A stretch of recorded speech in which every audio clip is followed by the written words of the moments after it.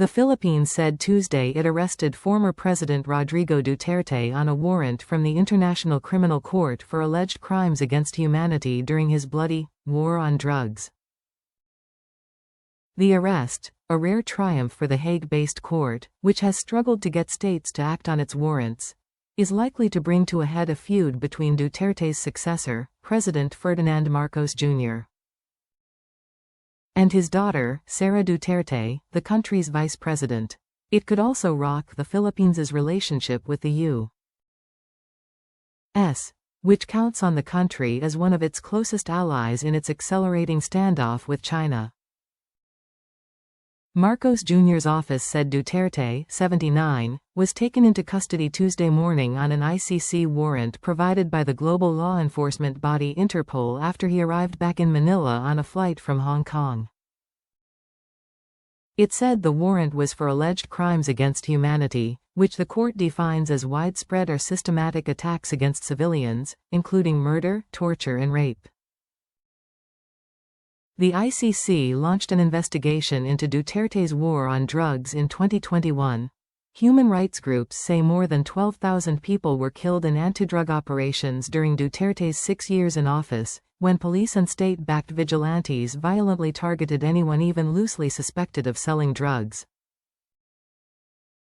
Nightly raids filled streets in cities with dead bodies in what critics have called a campaign of extrajudicial killings, including of unarmed civilians. Duterte has defended the policy, saying it was aimed at protecting the country and its citizens. He pulled the Philippines out of the Rome Statute, the treaty that governs the ICC, in 2019, but the court says it has jurisdiction over any crimes committed before then. The arrest of former Philippine President Rodrigo Duterte is a critical step for accountability in the Philippines, said Briony Lau, Deputy Asia Director for Human Rights Watch. His arrest could bring victims and their families closer to justice and sends the clear message that no one is above the law. The Marcos government should swiftly surrender him to the ICC. During his 2022 election campaign, Marcos Jr. publicly condemned his predecessor's violent practices and vowed to restore human rights in the Philippines. But rights groups, local activists and opposition politicians have criticized him for his failure to pursue charges against Duterte and other senior officials involved in the war on drugs. In 2023, a panel of judges at the ICC ruled that the court's prosecutors could resume their investigation in the Philippines, saying they weren't satisfied with the country's own efforts to prosecute the alleged perpetrators. Duterte's arrest comes at a critical time for the Philippines, which under Marcos Jr.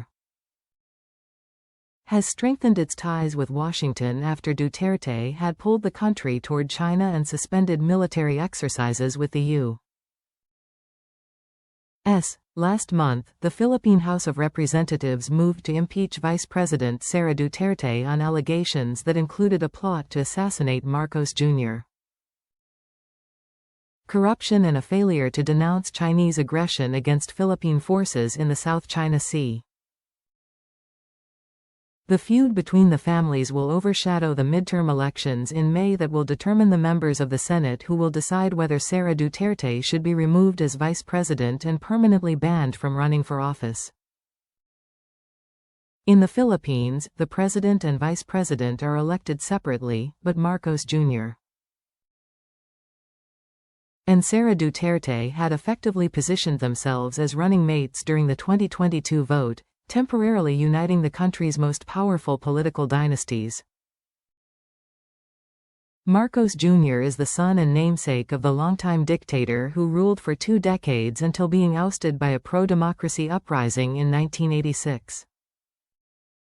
Shortly after Duterte's arrest was confirmed, his other daughter, Veronica, shared videos on her personal Instagram account showing her father surrounded by advisors and aides inside Villamor Air Base, the headquarters of the Philippine Air Force in Manila.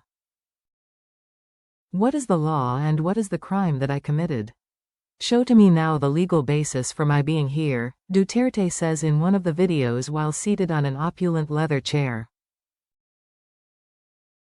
I was brought here not of my own volition. It's somebody else's. Duterte's lawyer, Silvestre Bello, told journalists outside the base that the arrest was illegal.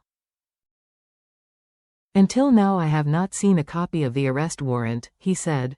Reports of the ICC issuing a warrant for Duterte began circulating in local media over the weekend, just as the former president took a surprise trip to Hong Kong, prompting speculation that he might seek to avoid arrest.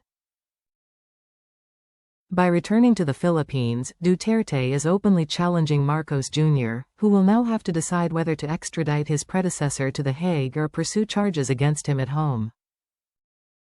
The ICC has long struggled to get governments around the world to act on its warrants, including against Israeli Prime Minister Benjamin Netanyahu and Russian President Vladimir Putin.